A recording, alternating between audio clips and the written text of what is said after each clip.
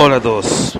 Bueno, la verdad, hace tiempo quería empezar con el tema de los podcasts y el día de hoy día tengo una razón muy particular. Vengo saliendo hace unos minutos de la SCD y el motivo principal del que hoy día me reúno con ustedes es hablar sobre los impuestos al derecho de autor sobre las personas naturales, básicamente en el fenómeno que ha implicado hoy en día la SCD. Abordar este tema. Bueno, abordar este tema, vamos a empezar desde la base puntual de cuál es el motivo principal de por qué hablamos de una problemática. La problemática básicamente se habla por una manifestación o una interpretación, básicamente, de ambas entidades relacionadas, en este caso SCD e Impuestos Internos, por catalogar los ingresos por el derecho de autor como ingresos de primera categoría, lo que tiene a todos bastante complejo, siendo que lo que antes era una propuesta de renta para poder pasar su impuesto, hoy día se ha vuelto en algo más complejo que conlleva el llenado de 4, 5 o 6 recuadros de la renta que antes inclusive muchos de ustedes desconocían. El gran motivo y principal del por qué estamos tributando en primera categoría y por qué de esta forma se complica nuestra renta personal es básicamente porque la SCD no tributa por el 100% de los ingresos que la música genera. ¿Eso por qué?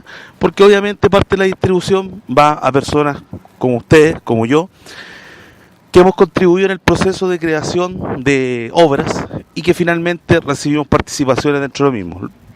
Si la SCD respondiese por la tributación del 100% de los socios, hiciera una repartición y con ella también hiciera una repartición de lo que son básicamente los impuestos ya pagados, ninguno de nosotros tendría hoy en día la problemática que tiene.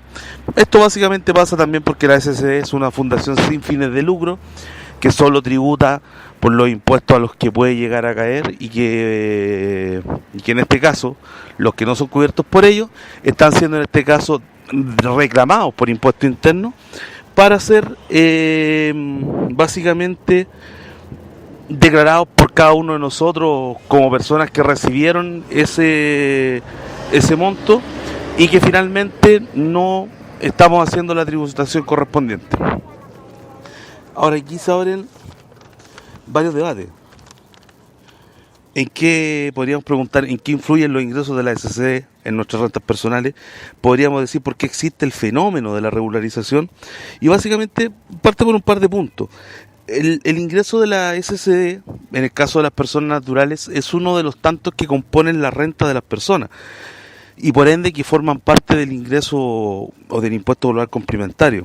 Los ingresos de una persona pueden ser sueldos, honorarios, retiro si tienen alguna empresa, participaciones en otra, cualquier tipo de otro ingreso, y entre eso tenemos calificado o tipificado el derecho de autor como uno de los ingresos que generan en este caso dineros personales que deberían ser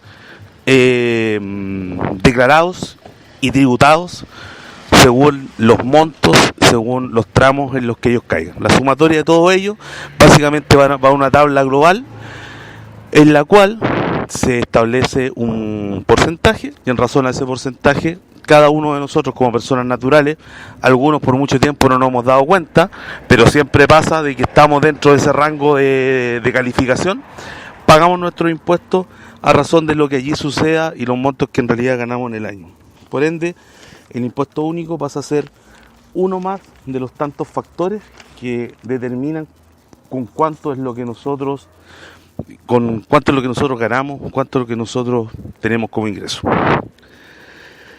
¿Cuál es la polémica? Básicamente la polémica, y de lo que estamos hablando, es sobre el impuesto de primera categoría. Ahora, ¿qué es el impuesto de categoría?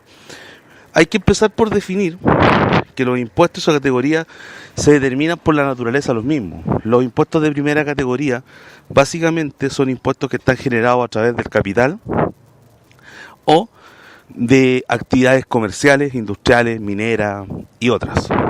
Dentro de esos otros existe una calificación, que en este caso es la de la polémica, que habla de los capitales mobiliarios, intereses, pensiones, bonos, depósito en dinero puede ser, y rentas que generen intereses, y aquí empieza la polémica, como la radiodifusión y la televisión, donde los derechos de autor entran en rigor y es donde finalmente se genera la problemática. ¿Cuál es la interpretación que varios de nosotros ha dado? Básicamente, para considerarse un ingreso de primera categoría, debe cumplir con el concepto de enajenación o básicamente de verse beneficiado por una actividad comercial. En este caso, cada una de las personas que hizo una obra no está haciendo enajenación directa. Si el que le hace la enajenación directa es la SCD, y ellos se quedan con un porcentaje de lo que se lucró o se ganó en base de la difusión de estas obras creadas por muchos de los que están escuchando ahora. La problemática, como decíamos delante, está en que solo la SCD declara parte de esa enajenación o de ese beneficio, y finalmente el otro porcentaje queda en un limbo, y es el limbo que hoy Impuesto Interno está atacando. Le preguntó a la SCD y la SCD básicamente solamente mostró sus certificados, que son los que avalan que en algún momento se informó del ingreso, y lo que hoy se reclama es justamente el ejercicio en el cual cada uno de todos los que estamos involucrados deben demostrar su renta. La segunda tipificación, que es la segunda categoría, son básicamente rentas del trabajo, donde tampoco caeríamos al 100%, puesto que tampoco trabajamos. Es un trabajo que quedó hecho y que en el fondo está generando en un futuro ingresos. La figura es bastante rara. No estamos ejerciendo nosotros la enajenación o el beneficio inmediato, y tampoco es una renta de trabajo. Entonces, ¿qué es lo que pasa? Que bajo este formato, lo que Impuestos Internos interpreta, y la instrucción para la SCD, que después vamos a hablar un poco de ellos, es que deben tributar como primera categoría. Es decir, el 100% de los ingresos musicales deben tributar como primera categoría, no considerando o haciendo irrelevante el hecho de que si son personas o son empresas los que lo están haciendo. Una de las problemáticas de que esto sea considerada primera categoría y no segunda es la imposibilidad que en el fondo surge desde la primera categoría de bajar costos. Por ejemplo, cuando estamos hablando de segunda categoría tenemos la posibilidad de, si ganamos 1 millón de pesos, bajar la tasa en un 30%, porque se consideran gastos que deben haberse generado para poder tener una actividad. En este caso, ese 1 millón de pesos, al ser tributable por primera categoría, no recibe ese ajuste y por ende paga por el monto total. Ese es uno de los grandes temas que se ha conversado, y que incluso capté que varias personas en la charla con la SCD hicieron hincapié en que era una problemática, porque finalmente había que tributar por montos que son mucho más altos que los que genera un movimiento de segunda categoría, y que fácilmente en una de primera podrían haber declarado gasto y no asumir que el 1 millón de pesos fue un ingreso real. Todo esto está basado en la circular 21 del año 1991 de Impuesto Interno, donde dice que el derecho de autor, si bien no constituye renta, la explotación de la misma sí la constituye. Es decir, debemos subir, aunque parezca sin sentido, que bajo la resolución, la tributación de los derechos de autor pertenece a la primera categoría, y por ende es el porcentaje que vamos a tener que pagar en la renta. En este caso, después de haber conversado con varios colegas músicos, nace la necesidad de generar por fin la existencia de FACTAX, que es el por qué estamos en esta situación. Eso es lo que estamos buscando explicar.